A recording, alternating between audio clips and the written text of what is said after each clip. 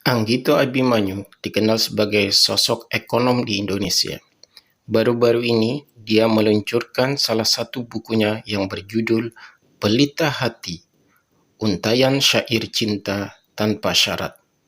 Sejumlah tokoh menghadiri peluncuran buku terbaru dari Anggito Abimanyu ini. Di antaranya adalah Rektor Universitas Al-Azhar Indonesia, musisi Dwiki Darmawan, Ustadz Yusuf Mansur, sastrawan Akmal Nasery Basral, serta salah seorang tokoh pendidikan, Dr. Hasanuddin Taif. Dalam testimoninya, Dwiki Darmawan mengatakan bahwa Anggito Abimanyu adalah seorang seniman yang terkungkung pada diri seorang ekonom. Berikut cuplikannya. Langsung ke rumah sakit Haji Pondok Gede. Ya. Disitulah Pak Anggito menangis dan bersimpuh dan langsung menuliskan apa gejolak perasaannya. Jadi sebenarnya Mas Anggito ini seorang seniman yang nyambi jadi ekonom. Gagasannya itu dituliskan, diekspresikan melalui seni. Jadi di Indonesia ini gagasan itu sangat penting. Saya berharap kepemimpinan Indonesia ke depan itu adalah adu gagasan. Hal senada juga diungkapkan oleh sastrawan Akmal Nasery Basral mengenai sosok Anggito Abimanyu. Ia menyatakan bahwa Anggito Abimanyu adalah seorang seniman dan juga seorang ekonom. Mungkin tidak semuanya tahu ya, mungkin semuanya ada yang pernah ingat tanggal 19 Februari lalu Mas Anggito itu genap 60 tahun. Nah, jadi saya kira ini salah satu tradisi yang baik ketika kita mensyukuri hari kelahiran dengan membuat sebuah buku. Ya, apakah buku itu berkaitan dengan non-fiksi atau fiksi? Dalam kaitan ini berkaitan dengan sastra dan syair, sajak-sajak sufi. Jadi ketika pertama kali saya dikontak oleh Mas Anggito, saya juga kaget juga gitu kan, karena setahu saya selama ini kan Mas Anggito ekonom, ya. Terus beliau kepala BPKH, sementara saya bukan ekonom, gitu. Bagaimana saya harus menyunting sebuah buku yang berisi pemikiran para seorang ekonom, salah seorang yang paling menonjol ya di era saat ini. Apalagi kalau udah masuk ke soal haji yang kelindan tingkat kesulitan itu banyak banget. Gak tahu mana ujung mana pangkalnya gitu ya. Apa saya mampu gitu. Oh ternyata beliau menyampaikan ini puisi-puisi saya. Saya agak lega dikit ya. Leganya baru dikit nih. Karena saya sendiri juga selama ini tidak dikenal sebagai seorang penyair.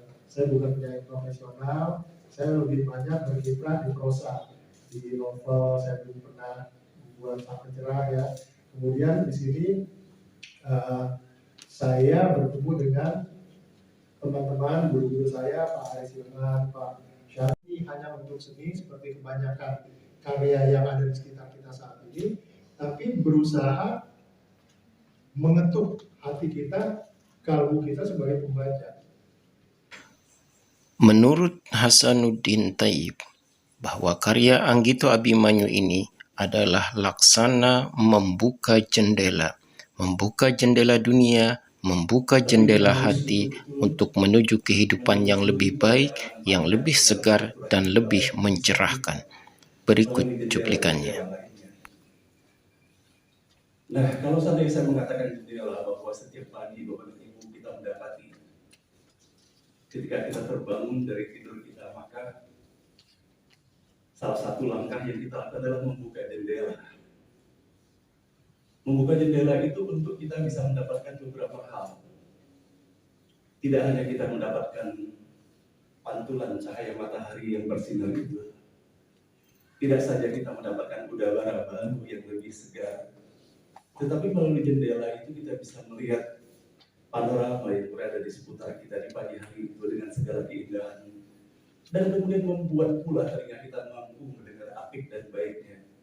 bagaimana kicauan burung-burung yang berterbangan itu yang boleh jadi ketika jendela itu tertutup tidak mampu kita mendengarkannya secara utuh. Nah, maka begitu pula sesungguhnya dalam perjalanan kehidupan bersilaturahim dengan Mas Anggito ini, dan berjalannya waktu saya melihat dan mendapati bahwa beliau menampilkan bukan hanya sosok yang sangat kental dengan intelektualitasnya.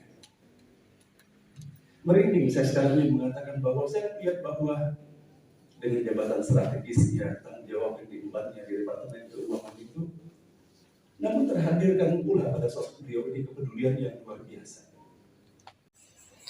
Anggito Abimanyu mengatakan bahwa 12 syair yang terangkum pada buku Pelita Hati ini merupakan karyanya yang telah ditulis sejak 12 tahun yang silam.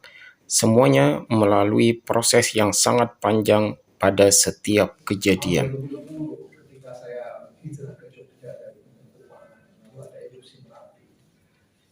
Saya mau mengajar kelas, tapi tidak bisa mengajar karena situasi. Saya lalu berhenti di tengah jalan, saya menulis syair. Syair itu datang tiba-tiba saja. Saya menulis haji, 3 syair haji itu bukan ketika saya dirjen haji, tapi ketika saya menghadapi situasi sangat dilematis. Apakah saya akan terus menjadi dirjen ataukah saya keluar? Pak Cepi, Pak Hasan tahu persis sejarah. Ini Pak Fadlu ini saya dirjen, saya dua-duanya.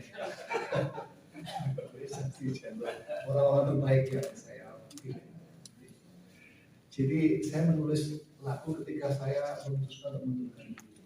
Suasana yang sangat rindu saya dan saya menulis lagu itu tidak direncanakan sama sekali. Saya ingat saya pergi ke foto, saya ingat saya menggunakan tampil di langit kapan. Saya datang di atas mungkin nanti kalau Bapak dulu punya pengalaman seperti itu pasti merinding Pak. Jadi apa yang Bapak lakukan tidak ada apa-apanya sebetulnya daripada pengabdian juga. Jadi apa yang sehari-hari kita lakukan itu tidak sedikit, tidak ada artinya apa-apa. Ketika kita itu diberi amanah untuk melakukan apa, itu adalah suatu rezeki yang tidak bisa diukur Bapak. Pak Aceh juga tahu persis. Jadi jangan pikirkan yang sehari-hari. DPR tidak ada apa-apanya Pak. Dwiki Darmawan merasa bersyukur atas peluncuran buku Pelita Hati karya Anggito Abimanyu ini, sebab dirinya secara tidak langsung turut andil untuk membuat aransemen atas lirik-lirik yang dibuat oleh Anggito Abimanyu. Berikut di antara lirik yang